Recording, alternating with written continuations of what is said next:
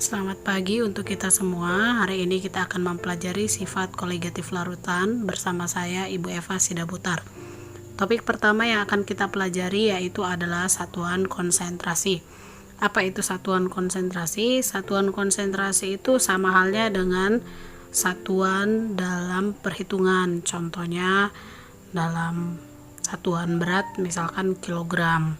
Jadi untuk pelajaran kimia dalam perhitungan larutan itu diperlukan satuan konsentrasi.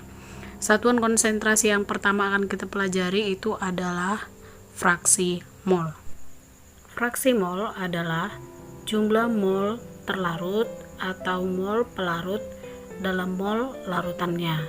Jadi seperti kita ketahui, larutan itu terdiri dari zat terlarut dan pelarut. Maka fraksi mol ada dua, fraksi mol terlarut dan fraksi mol pelarut. Fraksi mol zat terlarut sama dengan mol zat terlarut per mol total. Mol total yaitu mol zat terlarut dan mol pelarut. Demikian sebaliknya untuk fraksi mol pelarut berarti perbandingan mol pelarut terhadap mol total, mol terlarut dan mol pelarut. Maka dapat disimpulkan fraksi mol terlarut ditambah dengan fraksi mol pelarut itu sama dengan 1. NT itu sama dengan mol zat terlarut, NP sama dengan mol pelarut, dan XT adalah fraksi mol zat terlarut, XP itu adalah fraksi mol pelarut. Dimana untuk menghitung mol pelarut, mol terlarut itu adalah gram terlarut per mr. Sedangkan untuk menghitung mol pelarut itu adalah gram pelarut per mr. Kita lanjutkan satuan konsentrasi yang kedua yaitu molaritas yang disimbolkan dengan M. Molaritas adalah jumlah mol zat terlarut dalam tiap liter larutan. Maka dapat dituliskan rumus M. Ya, kita tuliskan ya. M sama dengan mol per volume, atau M itu mol per volume, atau M sama dengan rumus mol itu apa? Rumus mol itu adalah massa gram terlarut per mr dikali 1000 per volume, dimana volumenya di sini adalah mililiter. Ya. Kemudian kita lanjutkan yang ketiga, satuan konsentrasi yang ketiga itu adalah kemolaran. Kemolaran atau satuan konsentrasi yang keempat yaitu persentase atau persen, yaitu jumlah gram zat terlarut dalam tiap 100 gram larutan. Jadi ini adalah larutan, maka dapat diturunkan persen sama dengan gram terlarut per larutan. Itu terdiri dari gram terlarut dan gram pelarut. Jadi larutan di sini gram terlarut ditambah gram pelarut, karena dia dalam persentase maka dikali dengan 100%. Jadi misalkan ada larutan NaOH 20%, maka ini artinya gram terlarutnya dan gram pelarutnya itu dapat ditentukan dari 20% ini. Maka 20% itu artinya 20 gram zat terlarut, 20 gram zat terlarut, dan pelarutnya itu adalah 80 gram. Itu diperoleh jika dimisalkan pelarutnya itu adalah 100. Hubungan kemolaran dengan persen massa. Rumusnya adalah M sama dengan 10 kali Rho kali persen massa per mr, dimana Rho itu adalah massa jenis, satuannya kilogram per liter atau gram per mililiter.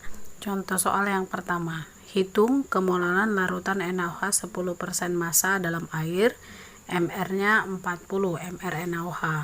Maka dari yang diketahui yaitu NaOH 10% massa. Maka dari sini dapat kita ketahui bahwa NaOH 10% massa itu artinya terdiri dari gram terlarut dan gram pelarut. Gram terlarutnya adalah 10 gram dan gram pelarutnya adalah 100 kurang 10 berarti 90 gram.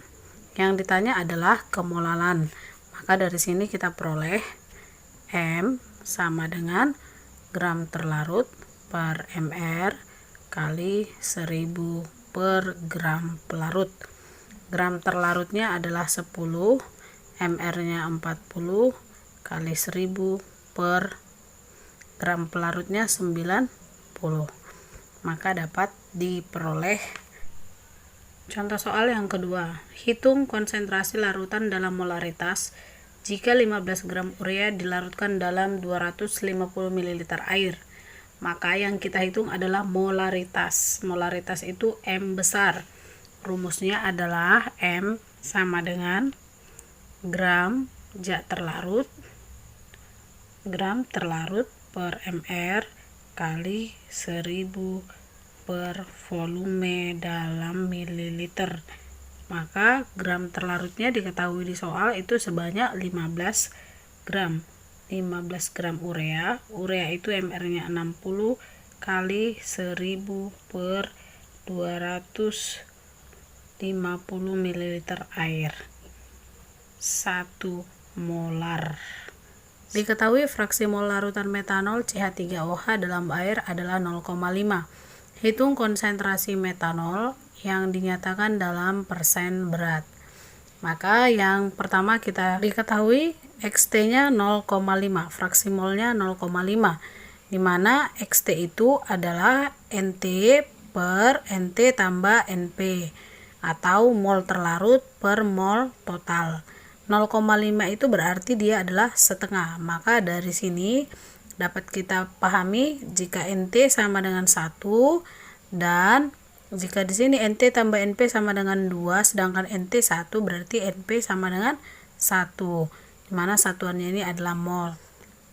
NT itu adalah GT per MR, gram terlarut per MR. Maka gram terlarut dapat dihitung menggunakan rumus NT kali MR. NT-nya 1, MR-nya 32. Dari mana 32? Ya, di sini lupa saya buatkan. Jika ARC itu sama dengan 12, H sama dengan 1, O sama dengan 16. Jadi CH3OH 12 tambah hanya 4 tambah 16 hasilnya adalah 32. Berarti gram terlarutnya sebanyak 32 gram. Kemudian kita hitung mol pelarut. Rumusnya sama, mol pelarut itu berarti gram pelarut per MR. Maka gram pelarut sama dengan NP kali MR. Molnya tadi 1 mol, MR air itu adalah 18, berarti gram pelarut itu adalah 18 gram. Jika telah diketahui gram terlarut dan gram pelarut, maka dapat kita tentukan persen berat. Persen berat atau persen massa sama dengan gram terlarut per gram terlarut tambah gram pelarut kalikan dengan 100%. Maka gram terlarutnya tadi 32 per 32 tambah pelarutnya 18 gram tambah 18 kali 100%. Maka diperoleh 32 per 60 kali 100% atau 50.